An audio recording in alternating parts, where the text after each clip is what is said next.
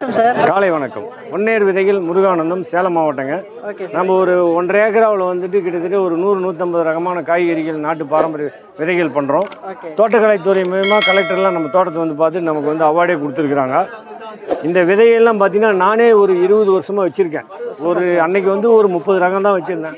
இன்னைக்கு 100 வெரைட்டிஸாக அதிகப்படுத்திட்டேன். இன்னும் புறமே நாட்டு பாவக்காய், பாம்பு புடலை, அப்புறமேட்டு பார்த்தீங்கன்னா சின்ன பாவக்காய், அப்புறமேட்டு வெள்ளை கத்திரிக்காய், கலரான சோளம், இந்த மாதிரி பார்த்தீங்கன்னா 100 வகை ரகமாக தான் நான் வச்சுருக்கேன். கத்திரிக்காயில் மட்டும் ஒரு 10 ரகம் வச்சுருக்கேன், வெண்டைக்காயில் ஒரு 10 ரகம் வச்சுருக்கேன். மீதி போட்டு எல்லாம் மொச்சை அவரை, கொடி அவரை, பீன், நம்ம கோழி அவரை, அப்புறம் பார்த்தீங்கன்னா டமட்டை அவரை, அப்புறம் மரத்தவரை, சிறகு அவரை, இந்த மாதிரி அவரை நிறைய வச்சுருக்கோம். இது எல்லாமே வந்து பார்த்தீங்கன்னா சுரக்காயில் ஒரு 10-15 ரகம் வச்சுருக்கோம்.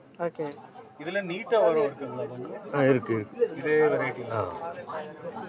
இந்த ரகமெல்லாம் பார்த்தீங்கன்னா வந்து திரும்ப இதுலேயே விதை எடுத்துக்கலாம். இது பாரம்பரியமானது.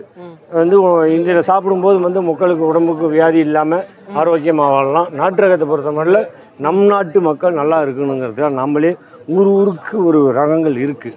அந்தந்த ஊர் பேரில் அந்தந்த காயில் மதனப்பள்ளி, குண்டு தக்காளி, இப்படி அது இருக்குது. இதெல்லாம் நாம் மறந்துட்டோம். இப்போ நாங்கள் மீட்டு எடுத்துருக்கோம். நிறைய பேர் ஒரு மக்கள் வாங்கி பயிர் பண்ணுறாங்க.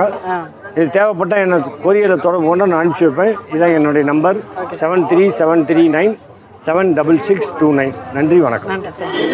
ஊரில் வர்றது பொருள் தான் நிறைய ட்ரை பண்ணிட்டேன், அது என்னன்னு தெரியல. இது போடுங்க, இது நல்ல வெரைட்டி, நல்ல விதை. இது என்ன பண்ணுன்னா மழை தண்ணியில் வந்துட்டு ஒரு நாள் 24 ஹவர்ஸ் ஊற வைங்க.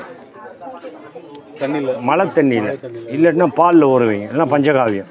இதில் ஊற வச்சுட்டு விதையை படுக்க வசமாக தான் நடணும். இப்படி குத்து வசமாக நடக்கூடாது. படுக்கிற எல்லாமே சொரக்கா பீர்த்தங்க எல்லா விதையுமே, விதைகள் அனைத்தும் விதைப்பு தான். நடவுங்கிறது வந்து கத்திரி, தக்காளி, மிளகாய் தான் நடவு. நெல் மாதிரி விதையை நீங்கள் இப்படி போட்டுட்டீங்கன்னாவே அது மேலே கொஞ்சம் எருவு போட்டால் முளைச்சிக்கும். கொத்தவரும்